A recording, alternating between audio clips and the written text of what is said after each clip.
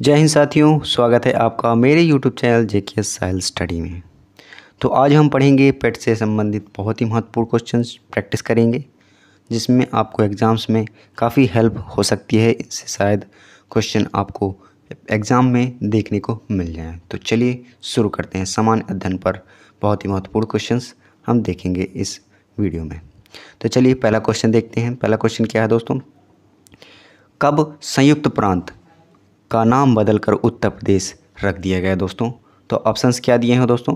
26 जनवरी 1950, 24 जनवरी 1950, 15 अगस्त 1950, 2 अक्टूबर 1950। तो इसका सही आंसर क्या हो जाएगा दोस्तों? कमेंट बॉक्स में दे सकते हैं आप। चलिए, तो इसका सही आंसर क्या हो जाएगा दोस्तों? B number. 24 जनवरी 1950 को संयुक्त प्रांत का नाम बदलकर उत्तर प्रदेश नाम रख दिया गया। और बात करें उत्तराखंड की, उत्तराखंड राज्य उत्तर प्रदेश से कब अलग हुआ?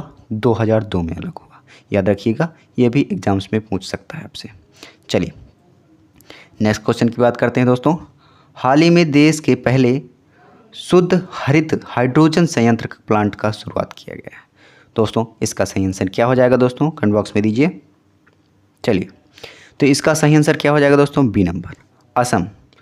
असम में शुद्ध हरित हाइड्रोजन प्लांट का शुभारंभ किया गया है दोस्तों।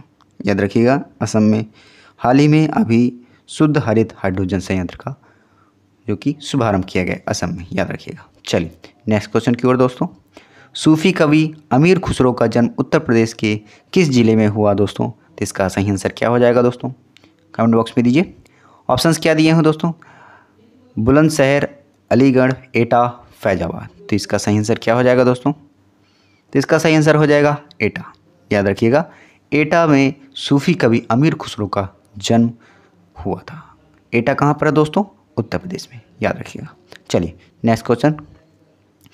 स्वतंत्रता आंदोलन के दौरान अवड़ा आसफ अली किस भूमिगत क्रियाकलाप की प्रमुख महिला संगठन थी?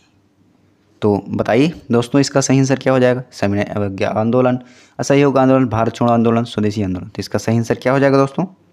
अमड़ा आसफ जो कि भूमिगत क्रियात्मक में प्रमुख महिला संगठक थी, वह भारतीय स्वतंत्रता सेनानी थी। ठीक है दोस्तों, याद रखिएगा। और उन्हें 1942 में भारत छोड़ो आंदोलन के दौरान मुंबई के ग्वालिया टैंक मैदान में कांग्रेस का झंडा फहराने के लिए याद किया जाता है। तो इसका सही आंसर क्या हो जाएगा? यहाँ कहाँ की थी? भारत छोड़ो आंदोलन। याद रखिएगा, भारत छोड़ो आंदोलन। चलिए नेक्स्ट क्वेश्चन, पांचवा। महात्मा गांधी के सर्वप्रथम किस आंदोलन में भाग लिया? महात्मा गांधी जी ने सर्वप्रथम किस आंदोलन में भाग लिया? चलिए आंसर दीजिए दोस्तों। ऑप्शन हैं खेड़ा, चंपारण, बारदोली, बारोड़। तो इसका सही आंसर क्या हो जाएगा दोस्तों? तो इसका सही आंसर हो जाएगा दोस्तों, दक्षिण अफ्रीका से जनवरी 1915 में लौटने के बाद गांधी जी ने अपना प्रथम सत्याग्रह जो कि बिहार के चंपारण में दिया था। याद रखिएगा, तो क्या हो जाएगा? चंपारण। ठीक है दोस्तों, चंपारण आंदोलन में किया सत्याग्रह बिहार के चंपारण में किया था। उसमें चंपारण भाग लिया था, जो कि वर्ष 1917 में किया गया था। याद रखिएगा। चलिए नेक्स्ट क्वेश्चन। हाल ही में भारत और जर्मनी द्वारा निम्नलिखित में से किस पर हस्ताक्षर किए गए हैं? तो ऑप्शंस क्या दिए हुए? Indo Germany hydrogen task force पर आशय की संयुक्त घोषणा। नेक्स्ट है अरिदृश्य बहाली पर आशय की संयुक्त घोषणा। ठोस अपशिष्ट प्रबंधन पर आशय की घोषणा। इनमें से कोई नहीं। तो इसका सही आंसर क्या हो जाएगा दोस्तों? आंसर दीजिए आप कमेंट बॉक्स में। चलिए, तो इसका सही आंसर क्या हो जाएगा दोस्तों? A number. क्या हो जाएगा दोस्तों? A number. Indo Germany hydrogen task force पर आशय की संयुक्त घोषणा की गई। कब की गई? हाल ही में की गई, भारत और जर्मनी के द्वारा की गई। याद रखिएगा। चलिए नेक्स्ट क्वेश्चन, सातवां क्वेश्चन है। निम्नलिखित में से कौन से सिख गुरु ने 1699 में खालसा पंथ की स्थापना की? दोस्तों इसके ऑप्शंस क्या दिए हुए हैं? श्री गुरु तेग बहादुर, श्री गुरु हरगोविंद, श्री गुरु हरकृष्ण, श्री गुरु गोविंद सिंह। तो इसका सही आंसर क्या हो जाएगा दोस्तों? कमेंट बॉक्स में आप दीजिए। तो इसका सही आंसर क्या हो जाएगा दोस्तों? डी नंबर, जो कि गुरु गोविंद सिंह, ठीक है दोस्तों, जिन्हें सिख के 10वें गुरु के नाम से भी जाना जाता है, जो कि 1699 में इन्होंने खालसा पंथ की शुरुआत की थी। और खालसा निष्ठान समुदाय है जो अपने विश्वास के दृढ़ प्रतीकों को धारण करता है और योद्धाओं के प्रति प्रशिक्षित हुआ था। चलिए, तो इसका सही आंसर क्या हो जाएगा दोस्तों? डी नंबर, याद रखिएगा, गुरु गोविंद सिंह ने खालसा पंथ की स्थापना की है। चलिए नेक्स्ट क्वेश्चन, किस सिख गुरु ने सिख विवाह समारोह की शुरुआत आनंद कारज के नाम से की है? तो ऑप्शन क्या है? गुरु नानक देव, गुरु अमरदास, गुरु गोविंद सिंह, गुरु रामदास। चलिए बताइए इसका आंसर क्या हो जाएगा दोस्तों? तो इसका सही आंसर हो जाएगा दोस्तों सिख गुरु रामदास के द्वारा। तो इसका सही आंसर क्या हो जाएगा? रामदास के द्वारा सिख विवाह समारोह की स्थापना की गई। ठीक है दोस्तों, आनंद कारज के नाम से भी जाना जाता है विवाह समारोह की शुरुआत को, जो ठीक है। आनंद कारज को वर्ष 1909 में 9 के आनंद विवाह अधिनियम के पारित होने के माध्यम से भारत में वैध किया गया था। ठीक है दोस्तों, याद रखिएगा। किंतु यह सिख रहट मर्यादा आचरण और परंपराओं के सिख संहिता के द्वारा शासित किया जाता है। ठीक है दोस्तों, और बात करें पाकिस्तान के प्रांतीय असेंबली ने पंजाब सिख आनंद कारज मैरिज एक्ट 2018 में लॉन्च किया है, ये भी आप याद रखिएगा। चलिए नेक्स्ट क्वेश्चन, 9वां क्वेश्चन क्या है दोस्तों? 838 टेराफ्लॉप्स की क्षमता वाला सुपर कंप्यूटर जो कि परम आनंद किस आईआईटी संस्था ने स्थापित किया है?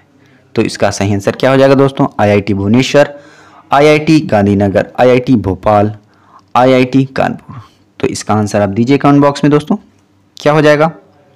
चलिए, तो इसका आंसर हो जाएगा आंसर नंबर बी, गांधीनगर के द्वारा, आईआईटी गांधीनगर के द्वारा 838 टेराफ्लॉप की क्षमता वाला सुपर कंप्यूटर की स्थापना की गई है।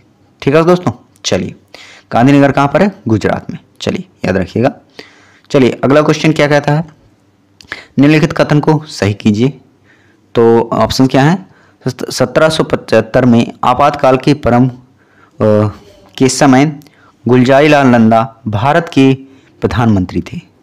और क्या है? 1975 में आपातकाल के समय इंदिरा गांधी भारत की प्रधानमंत्री थी। 1975 में आपातकाल के समय चौधरी चरण सिंह भारत के प्रधानमंत्री थे। 1975 में आपातकाल के समय मोरारजी देसाई भारत के प्रधानमंत्री थे। तो इसमें क्या सही हो जाएगा दोस्तों और क्या गलत है? देखिए, बात करते हैं 1975 में आपातकाल के समय गुलजारीलाल नंदा भारत के प्रधानमंत्री नहीं थे। कौन थे प्रधानमंत्री? जो कि इंदिरा गांधी थी। 1975 में जो आपातकाल आया था उस समय इंदिरा गांधी थी। ठीक है दोस्तों, याद रखिएगा, जो कि प्रधानमंत्री भारत की थी। और यह आपातकाल कब तक चला दोस्तों? 1975 से 77 तक चला। ठीक है दोस्तों, तो इसका सही आंसर क्या हो जाएगा दोस्तों? इसका आंसर हो जाएगा बी नंबर। ठीक है दोस्तों, चलिए नेक्स्ट क्वेश्चन की बात करते हैं। अगले क्वेश्चन में कह रहा है निम्न में से कौन सा सही मिलान है? तो इसमें सही मिलान करना है, तो चलिए देख लेते हैं। अनुच्छेद 19E संघ बनाने का अधिकार है, ये गलत है दोस्तों। 19E में क्या है? और 19B में क्या है? किसी पेशे का अभ्यास करने का अधिकार, ये दिया हुआ है। और 19A में भाषण अभिव्यक्ति की स्वतंत्रता दी गई है। और 19G में शांतिपूर्ण हथियारों को इकट्ठा करने का अधिकार। तो इसमें कौन सा मिलान सही है? ये मिलान पहला जो है वो गलत है दोस्तों, याद रखिएगा। पहला मिलान जो है ये गलत हो जाएगा, जो कि संघ बनाने का अधिकार 19E में नहीं दिया गया। और वह किस में दिया गया?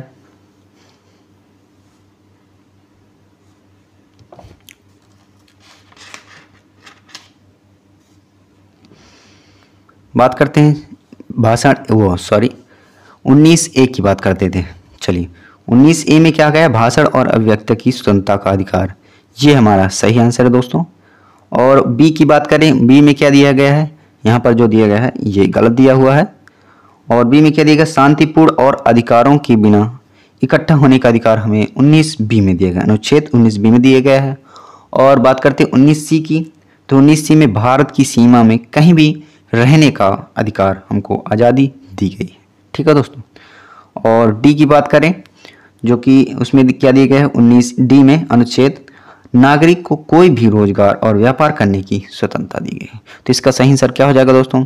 इसका आंसर हो जाएगा सी नंबर, ये सही है, बाकी सभी गलत हैं। ठीक है दोस्तों। चलिए अगला क्वेश्चन, निम्नलिखित में से कौन सा गलत है? इनमें से आपको बताना है कौन सा गलत है, तो दीजिए कमेंट बॉक्स में आंसर। चलिए देख लेते हैं। पहला, राज्यपाल राष्ट्रपति द्वारा नियुक्त किया जाते हैं, ये बिल्कुल सही है दोस्तों, याद रखिएगा, ये बिल्कुल सही है। और क्या है, राष्ट्रपति के प्रसाद पर्यंत, राष्ट्रपति के प्रसाद पर्यंत राज्यपाल का कार्यकाल रहता है, ये बिल्कुल गलत है दोस्तों, याद रखिएगा। और क्या दिया हुआ है, राज्यपाल राष्ट्रपति को अपना त्यागपत्र सौंपता है, ये बिल्कुल सही है, ये भी सौंप सकता है, बिल्कुल सही है, ये भी सही है और ये भी सही। तो इसमें कौन सा गलत हो जाएगा? 30 वर्ष की आयु में व्यक्ति राज्यपाल बन सकता है, तो ये इसका गलत आंसर हो जाएगा, क्योंकि इनकी आयु जो है वह 35 वर्ष रखी गई है। 35 वर्ष से अधिक जो हैं वह राज्यपाल बन सकते हैं। तो इसका सही आंसर क्या होगा? इसमें गलत पूछ रहा था, तो इसमें डी नंबर क्या हो जाएगा? सही हो जाएगा, याद रखिएगा। चलिए 35 वर्ष की आयु में राज्यपाल बन सकते हैं। चलिए नेक्स्ट क्वेश्चन, भारत के केंद्रीय रेल मंत्री को खालिस्तान की सलाह पर खालिस्तान द्वारा नियुक्त किया जाता है, तो इसमें क्या भरा जाएगा दोस्तों? भारत के केंद्रीय रेल मंत्री को प्रधानमंत्री और राष्ट्रपति के द्वारा नियुक्त किया, प्रधानमंत्री की सलाह पर राष्ट्रपति द्वारा नियुक्त किया जाता है, तो option number A is correct answer. चलिए नेक्स्ट क्वेश्चन, लाइक करते जाइए दोस्तों जो सेशन आपको अच्छा लग रहा हो, और सब्सक्राइब जिन्होंने नहीं किया प्लीज़ सब्सक्राइब भी कर लीजिए। चलिए नेक्स्ट क्वेश्चन, जाकिर हुसैन भारत के पहले, इसमें कौन सा सही है ये बताना है आपको। जाकिर हुसैन भारत के पहले मुस्लिम राष्ट्रपति थे, ये बिल्कुल सही आंसर है दोस्तों, ये सही है। और क्या देख लेते हैं, मोहम्मद हिदायतुल्लाह भारत के पहले मुस्लिम थे राष्ट्रपति थे, ये गलत है दोस्तों।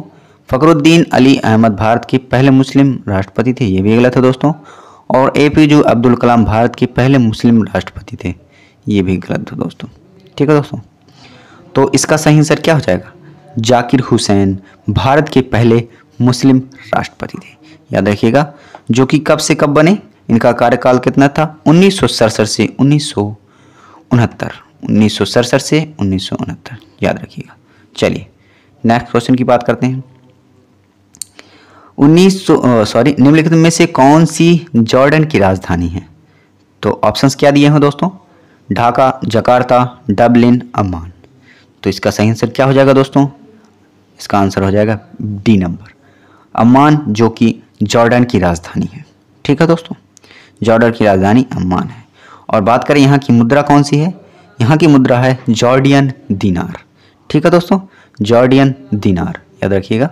चलिए नेक्स्ट क्वेश्चन, निम्नलिखित में से कौन सी मंगोलिया की मुद्रा है? तो ऑप्शंस दिए हैं, लियो, तोगरोक, क्यात, मेडिकट। तो इसका सही आंसर क्या हो जाएगा? कमेंट बॉक्स में दीजिए दोस्तों। तो इसका सही आंसर हो जाएगा मंगोलिया की मुद्रा जो है तोगरोक हो गई। ठीक है दोस्तों, मंगोलिया की मुद्रा जो है तोगरोक है। ठीक है, और बात करें यहाँ की राजधानी कौन सी है? उलान बारतार। ठीक है दोस्तों, मंगोलिया की उलान बारतार राजधानी है। चलिए नेक्स्ट क्वेश्चन की ओर चलते हैं दोस्तों, लाइक करते जाइए प्लीज़ दोस्तों। चलिए, एशिया में तीसरा सबसे अधिक आबादी वाला देश कौन सा है? तो ऑप्शंस हैं ईरान, बांग्लादेश, जॉर्डन, इंडोनेशिया। तो इसका आंसर क्या हो जाएगा? कमेंट बॉक्स में दीजिए दोस्तों। तो इसका सही आंसर क्या हो जाएगा दोस्तों? डी नंबर, इंडोनेशिया, जो कि एशिया का तीसरा सबसे आबादी वाला देश आता है। ठीक है दोस्तों, सही आंसर डी नंबर, इंडोनेशिया।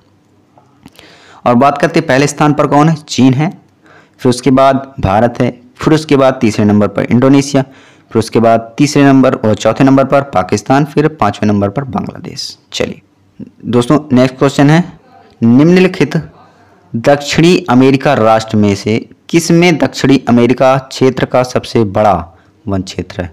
तो ऑप्शन क्या है? गुयान, ब्राजील, कोलंबिया, इक्वाडोर। तो इसका आंसर क्या हो जाएगा दोस्तों? कमेंट बॉक्स में दीजिए।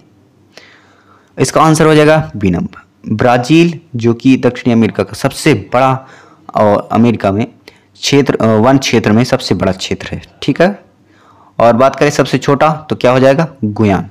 याद रखिएगा, सबसे छोटे की बात करता है तो गुयान हो जाएगा और सबसे बड़े की बात करता है तो ब्राजील हो जाएगा। ठीक है दोस्तों। चलिए नेक्स्ट क्वेश्चन, निम्नलिखित में से प्रायद्वीप भारत की सबसे बड़ी नदी कौन सी है? आंसर क्या है? ऑप्शन है महानदी, गोदावरी, कृष्णा, कावेरी। तो आंसर क्या हो जाएगा? इसका आंसर आप दीजिए कमेंट बॉक्स में। क्या हो जाएगा दोस्तों? गोदावरी। याद रखिएगा, प्रायद्वीप की भारत की सबसे बड़ी नदी है और यह नदी महाराष्ट्र के त्र्यंबकेश्वर में पाई जाती है। तो इसका आंसर क्या हो जाएगा? B number. और गोदावरी को दक्षिण की गंगा भी कहा जाता है। याद रखिएगा, ये भी पूछ सकता है। और यहाँ की बात महाराष्ट्र, तेलंगाना, आंध्र प्रदेश, छत्तीसगढ़, उड़ीसा से होकर गोदावरी नदी जाती है। याद रखिएगा, इन प्रदेशों में, राष्ट्रों में।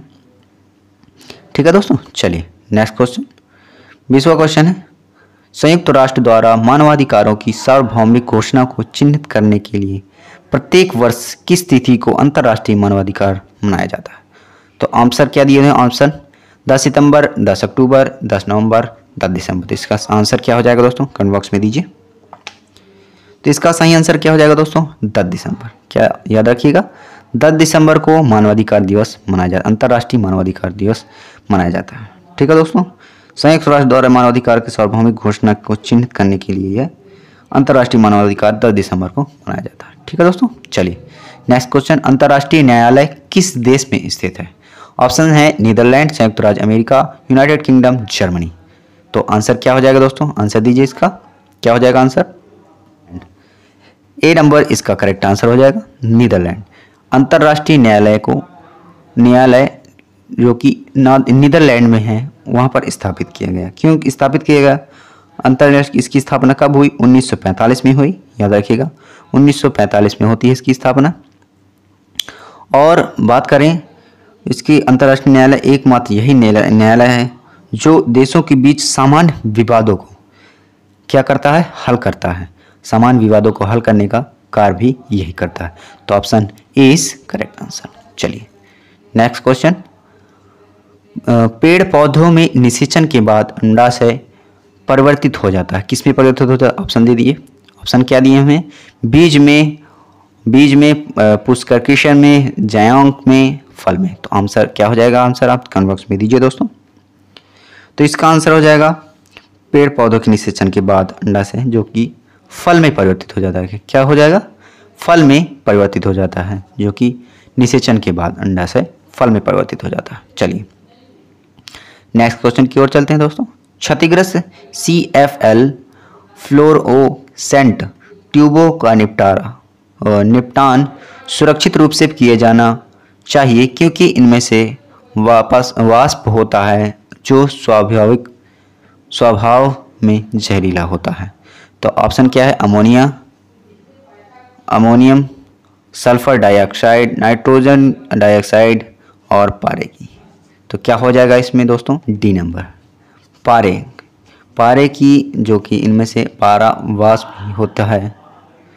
क्षतिग्रस्त CFL और फ्लोरोसेंट ट्यूबों का निपटान सुरक्षित रूप से किया जाना चाहिए क्योंकि इसमें पारा की वाष्प होती है। ठीक है, यह स्वाभाविक रूप से जहरीली होती है। Option number D is correct answer. चलिए नेक्स्ट क्वेश्चन, पौधे में पानी और पोषक तत्वों के परिवहन के लिए संवहनी ऊतक का खालिस्तान कहा जाता है?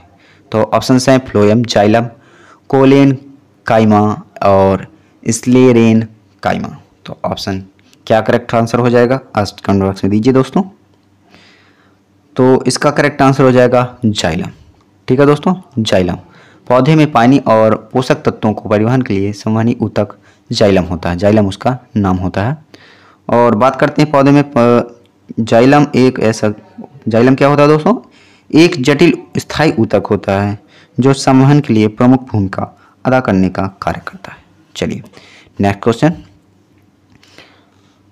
क्वेश्चन है निम्नलिखित विकल्पों में पुनरुत्पादन बीज उत्पादक पौधे का नाम चुनना है। तो ऑप्शन क्या दिए हैं? गेंदा, आलू, ब्रेड, मोल्ड, अदरक। तो इसका आंसर क्या हो जाएगा दीजिए कमेंट बॉक्स में दोस्तों।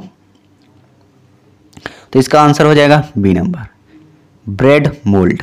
ठीक है दोस्तों, ब्रेड मोल्ड जो कि पुनरुत्पादक बीज पौधे का एक उदाहरण है और यह कवक का सामान्य प्रकार है। ठीक है दोस्तों, बीज उत्पादक पौधा है एक प्रकार का। ठीक है, तो option D B is correct answer. ठीक है, चलिए नेक्स्ट क्वेश्चन 26वां क्वेश्चन है किसी भी प्राकृतिक कच्चे माल पौधे या जानवर से के बिना बनाया गया एक मानव निर्मित फाइबर, यह कोयले, पानी और हवा से तैयार किया गया था। यह पहला पूर्ण सिंथेटिक फाइबर था। यह क्या है? ऑप्शन क्या है? जैव प्लास्टिक, नायलॉन, रेयॉन, पॉलीस्टीरीन। तो आंसर क्या हो जाएगा कमेंट बॉक्स में दीजिए दोस्तों, क्या हो जाएगा? यह एक प्रकार का नायलॉन है। ठीक है दोस्तों, क्या आंसर हो जाएगा? Answer B is correct answer. चलिए नेक्स्ट क्वेश्चन, खालिस्तान ने अधिग्रस्त चरित्र की विरासत को सिद्धांत में प्रतिपादित किया है। किसने प्रतिपादित किया है? तो इसका आंसर क्या हो जाएगा? Jean Baptiste Lamarck, August Weismann, Gregor Johann Mendel और चार्ल्स डार्विन। तो आंसर क्या करेक्ट आंसर हो जाएगा नीचे दोस्तों कमेंट बॉक्स में। तो क्या हो जाएगा? जीन बैप्टिस्ट लैमार्क इन्होंने क्या किया? अग्रहीत चरित्र की विरासत को सिद्धांत को प्रतिपादित किया है और लैमार्क द्वारा सन 1801 में यह सिद्धांत दिया गया कि इस सिद्धांत के मुताबिक विकास के दौरान जीव द्वारा अधिग्रहित संस्थान एक पीढ़ी से दूसरी पीढ़ी में क्या हो जाते हैं? स्थानांतरित हो जाएंगे। ठीक है, तो ये किसने दिया? Gene Baptiste Lamarck. ठीक है, चलिए नेक्स्ट क्वेश्चन, निम्न में से कौन सा देश 2021-22 में भारत का शीर्ष व्यापारिक भागीदारी बन गया है? तो ऑप्शंस क्या दिए हुए हैं? चीन, अमेरिका, संयुक्त राज्य अमीरात और सऊदी अरब। तो सही आंसर क्या हो जाएगा? आंसर दीजिए कमेंट बॉक्स में। तो इसका सही आंसर क्या हो जाएगा दोस्तों? अमेरिका। अमेरिका है जो 2021-22 में भारत का शीर्ष व्यापारिक भागीदारी बन गया है। तो option B is correct answer. चलिए नेक्स्ट क्वेश्चन, लाइक करते जाइए दोस्तों, जिन्होंने अभी तक लाइक नहीं किया प्लीज़ लाइक करते जाइए। चलिए और चैनल को जो सब्सक्राइब कर दीजिए, इसी तरह की वीडियो आपको रोज़ प्रैक्टिस कराए जाएंगे, डेली आपको मिलेंगी। चलिए अगला क्वेश्चन, अगर हमारी सभ्यता असफल होती है तो प्रशासन के पतन का कारण है, यह कथन किसके द्वारा कहा गया है दोस्तों? पंडित जवाहरलाल नेहरू जी के द्वारा, एल.डी. व्हाइट के द्वारा और प्रोफेसर वी.जी.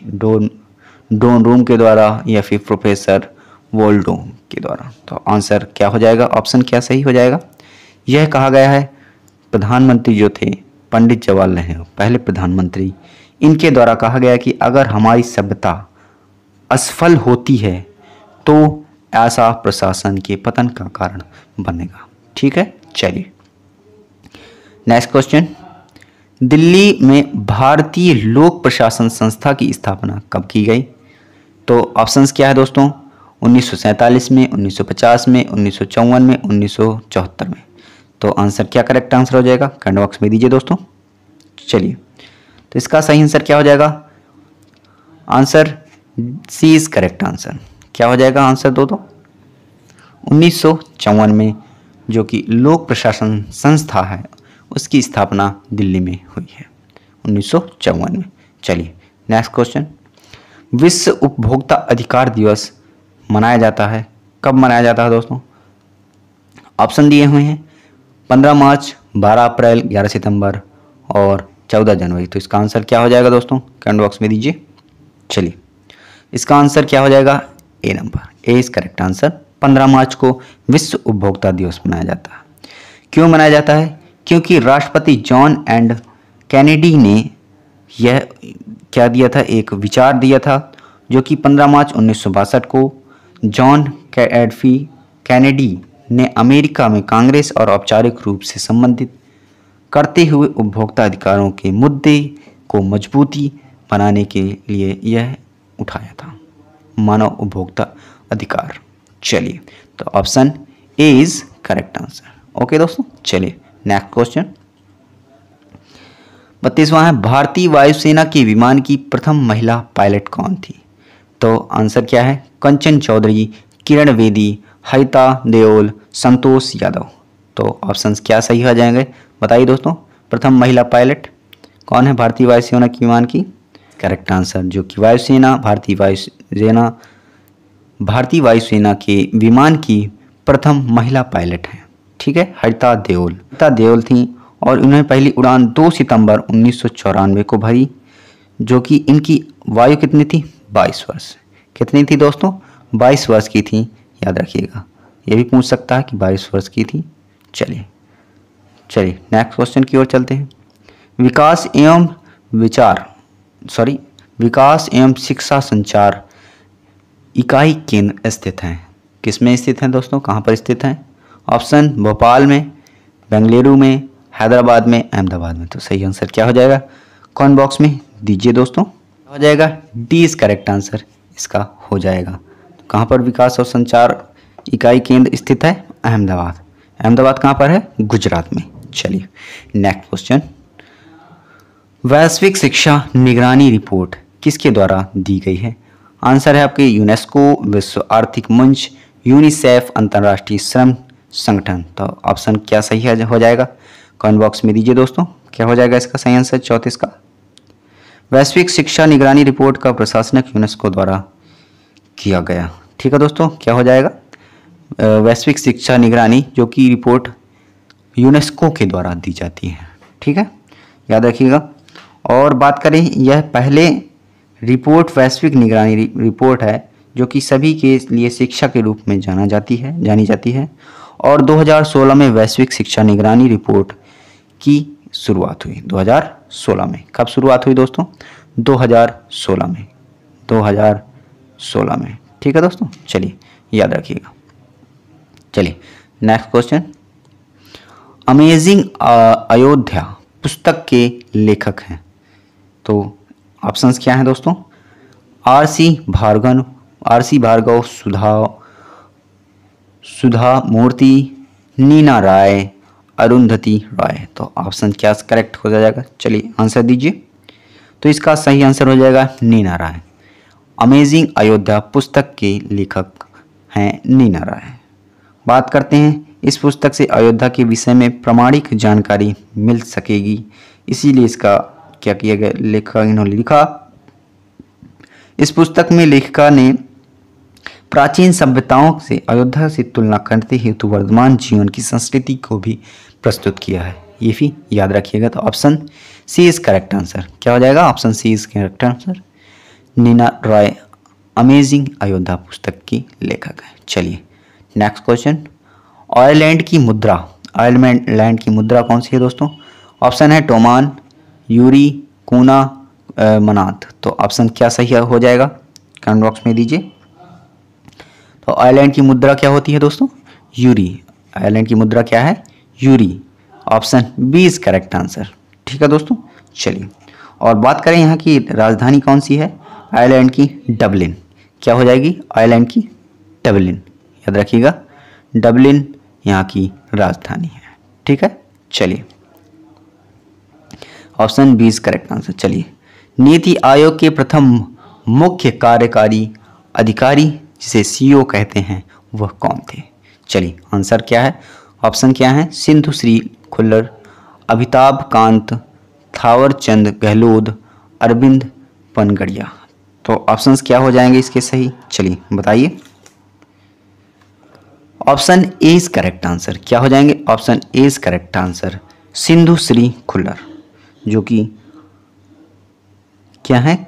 नीति आयोग के कार्यकारी अधिकारी सीईओ हैं और वर्तमान में बात करें, वर्तमान में कौन है, ये प्रथम थे, इन प्रथम की बात यहाँ पर की गई है। और वर्तमान में कौन है दोस्तों, वर्तमान में है अमिताभ कांत, नीति आयोग की मुख्य अधिकारी हैं अमिताभ कांत। वर्तमान में कौन है, ये है अमिताभ कांत। और प्रथम कौन थे, ये ए नंबर, ठीक है दोस्तों, ए नंबर इस करेक्ट आंसर। यहाँ प्रथम पूछ रहा है इसलिए सिंधु श्री खुल्लर है। और वर्तमान की बात करें अमिताभ कांत। चलिए नेक्स्ट क्वेश्चन, क्यूबा की राजधानी बताइए। चलिए इसका आंसर क्या हो जाएगा दोस्तों, दिस करेक्ट आंसर, क्यूबा की राजधानी हवाना है। क्यूबा विश्व का एक महत्वपूर्ण देश है दोस्तों, इसको याद रखिएगा। और क्यूबा उत्तरी अमेरिका एवं कैस्पियन सागर में स्थित है, ठीक है, कैस्पियन सागर में स्थित है, जो कि क्यूबा की राजधानी हवाना है। चलिए डी इज करेक्ट आंसर। चलिए नेक्स्ट क्वेश्चन, लाइक करते रहिए दोस्तों, काफ़ी अच्छे क्वेश्चन हैं यहाँ पर, आपको एग्जाम्स में जरूर देखने को मिल सकते हैं। करंट में भी क्वेश्चन पूछे गए हैं, उनको भी हमने यहाँ पर कवर करने की कोशिश की है। चलिए प्रैक्टिस करते जाइए जितना ज़्यादा हो सके। चलिए अभी पेट की डेट जो है निर्धारित हो चुकी है, तो अभी ज़्यादा टाइम नहीं बचा है, तो तैयारी करते रहिए, प्रैक्टिस करते रहिए। चलिए अगला क्वेश्चन, भारतीय राष्ट्रीय ध्वज की तीलियों की कुल संख्या कितनी है। ये तो सबको ही जानता होगा दोस्तों, कितनी हो गई, कितनी होंगी, कितनी होती हैं, 24। ये तो सबको जानता है, भारतीय ध्वज की 24 तीलियां होती हैं। चलिए और बात करते हैं इसमें कितने रंग होते हैं, 3 रंग होते हैं, केसरिया, सफ़ेद और हरा। और ध्वज की लंबाई की अनुपात कितना होता है, 3:अनुपात भी पूछ सकता है, तो 3:2 होती हैं, याद रखिएगा 3:2 होती हैं। 1947 को इसे अपनाया गया, याद रखिएगा। तो option D is correct answer, 24 तीलियां हमारे राष्ट्र ध्वज में होती हैं, ठीक है। चलिए अगला है 40वां क्वेश्चन, प्रतिष्ठित नोबेल पुरस्कार किस वर्ष प्रारंभ किया गया। तो ऑप्शंस क्या हैं, 1900 में, 1901 में, 1902 में और 1969 में। ऑप्शन क्या सही हो जाएगा, चलिए दीजिए। तो इसका सही आंसर क्या हो जाएगा दोस्तों, 20 करेक्ट आंसर। प्रतिष्ठित नोबेल पुरस्कार प्रारंभ हुआ है 1901 में। और बात करें नोबेल पुरस्कार की फाउंडेशन के द्वारा, जो कि स्वीडन के वैज्ञानिक हैं, उन्होंने की, कौन है, अल्फ्रेड नोबेल। इनकी स्मृति में जो कि शांति और साहित्यिक, भौतिक, रासायनिक, जो कि चिकित्सा विज्ञान, अर्थशास्त्र, इनके क्षेत्रों में यह नोबेल पुरस्कार दिया जाता है। और बात करें और यह पुरस्कार विश्व का सर्वोच्च पुरस्कार होता है, जो कि वैज्ञानिक क्षेत्र में दिया जाता है। तो कब दिया जाता है, बी नंबर, 1901 से इसको स्टार्ट किया गया। चलिए प्रथम बार इसको दिया गया। चलिए नेक्स्ट क्वेश्चन, देश के पहले प्लाज्मा बैंक की शुरुआत कब की गई दोस्तों। ऑप्शंस क्या हैं, कहाँ पर की गई, तो लखनऊ, बेंगलुरु, नई दिल्ली, कोलकाता। ऑप्शंस क्या हो जाएंगे सही, दीजिए कमेंट बॉक्स में। बात करें यह कौन सी कैसी बीमारी है, यह कोरोना जैसी महामारी, जो अभी कोरोना हुआ था वैसी ही बीमारी है, उनसे निपटारा करने के लिए राजधानी दिल्ली में प्लाज्मा बैंक की शुरुआत की गई थी, ठीक है दोस्तों। तो ऑप्शन क्या हो जाएगा, 20 करेक्ट आंसर, नई दिल्ली में इसकी शुरुआत हुई थी। और इसमें थेरेपी कारगर साबित हुई, प्लाज्मा थेरेपी मरीजों के लिए इलाज में, जो कि कोरोना में प्लाज्मा थेरेपी कारगर साबित हुई थी। चलिए तो ऑप्शन 20 करेक्ट आंसर। चलिए नेक्स्ट क्वेश्चन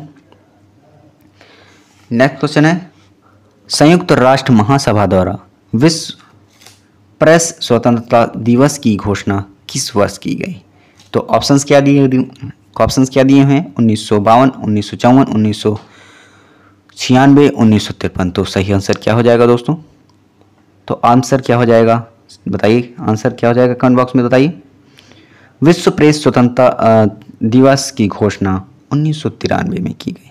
तो option D is correct answer, क्या हो जाएगा, option D is correct answer. संयुक्त राष्ट्र महासभा द्वारा प्रेस की जो स्वतंत्रता दिवस है वह 1993 मनाई गई है, ठीक है। चलिए नेक्स्ट क्वेश्चन, निम्नलिखित में से कौन सा देश आसियान का सदस्य नहीं है।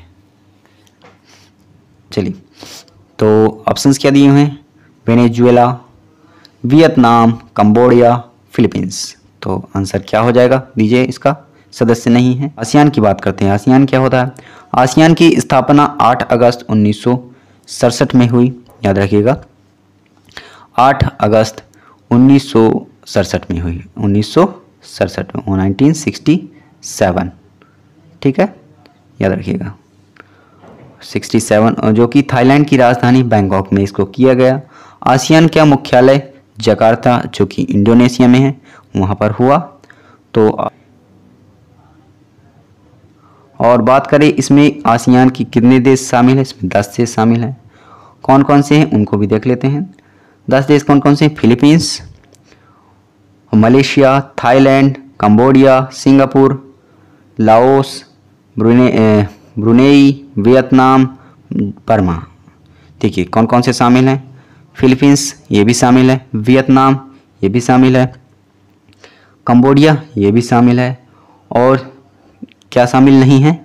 वेनेजुएला, वेनेजुएला जो कि ये सदस्य नहीं है आसियान का। ठीक है दोस्तों, याद रखिएगा।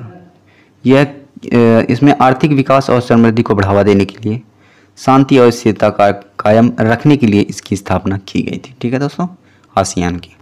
इसमें काफ़ी देश, 10 देश शामिल हैं, याद रखिएगा। पूछ सकता है कि इसमें कितने देश शामिल हैं। चलिए अगला क्वेश्चन। नीरज चोपड़ा ने पैतृक गांव में हरियाणा सरकार द्वारा स्टेडियम बनाने की घोषणा की गई। नीरज चोपड़ा के पैतृक गांव में, तो कहाँ पर किए गए? वह गांव कौन सा है? ऑप्शन है पानीपत, गुरुग्राम, मानेसर, अंबाला। तो ऑप्शन क्या सही हो जाएगा दीजिए कमेंट बॉक्स में। तो इसका आंसर हो जाएगा हरियाणा के पानीपत में। ठीक है दोस्तों, option A is correct answer. Neeraj Chopra जो कि भाला फेंक के एथलीट हैं, खिलाड़ी हैं, जो इनके पैतृक गांव में हरियाणा सरकार द्वारा स्टेडियम बनाने की घोषणा की गई। कहाँ पर की गई? पानीपत में। ठीक है दोस्तों, चलिए तो option A is correct answer. चलिए अगला क्वेश्चन है। भारत में जीएसटी लागू करने के लिए सबसे पहले सिफारिश की थी, किसने की थी? ऑप्शन है राजाजी चलैया, अमित मिश्रा, विजय केलकर, नरसिम्हा समिति। किसने की? आंसर दीजिए कमेंट बॉक्स में। चलिए बात कर लेते हैं जीएसटी लागू करने के लिए सबसे पहले विजय केलकर किसने की? तो answer C is correct answer. क्या हो जाएगा? Answer C is correct answer हो जाएगा। इनकी सिफारिश पर यह किया गया जीएसटी लागू करने। ये पहले वित्त मंत्री सलाहकार भी थे विजय केलकर, जिन्हें भारत में आर्थिक सुधारों की अहम भूमिका निभाने के लिए जाना जाता है। और विजय केलकर के द्वारा राजकोषीय समेकन मार्ग के अंतर्गत प्रतिवर्ष राजकोषीय घाटे में 3% और राजस्व घाटे में लगभग 5% की कटौती करते हुए FRBM अधिनियम के लक्ष्यों को प्राप्त करने की सुझाव दिया था। चलिए तो option C is correct answer दोस्तों। चलिए जीएसटी लागू करने की सिफारिश किसने दी? विजय केलकर। चलिए अगला, कंटेनर ट्रैकिंग के उद्देश्य में अंतर्देशीय कंटेनर डिपो ICD गढ़ी हरसरू गुरुग्राम में दिल्ली सीमा शुल्क द्वारा शुरू की गई परियोजना का नाम है। तो ऑप्शंस क्या है? परियोजना ट्रैक, प्रोजेक्ट वॉच, परियोजना जागो, परियोजना निगाह। तो आंसर क्या करेक्ट आंसर हो जाएगा दीजिए कमेंट बॉक्स में।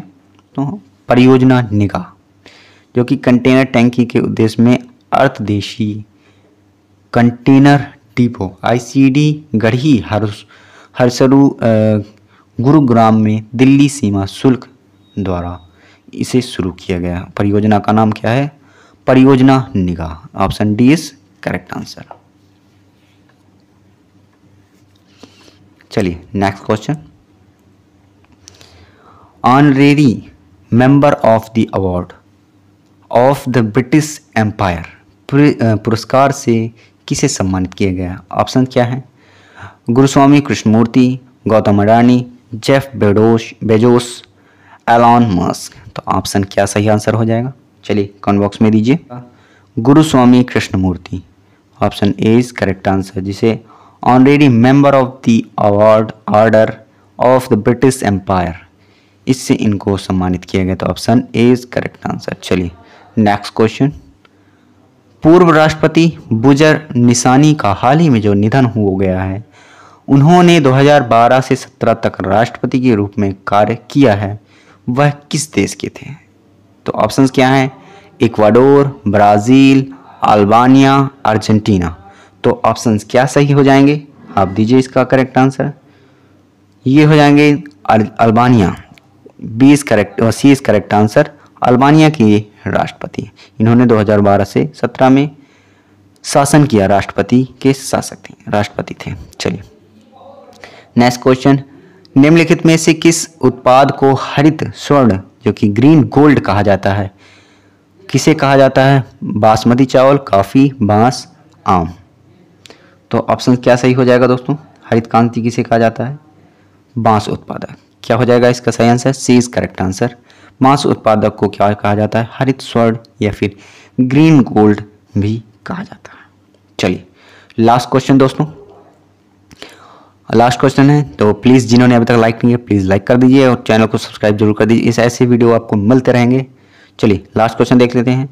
ऑनलाइन गेमिंग ऐप में किसे अपना ब्रांड एम्बेसडर नियुक्त किया गया? तो ऑप्शंस क्या दिए हुए हैं?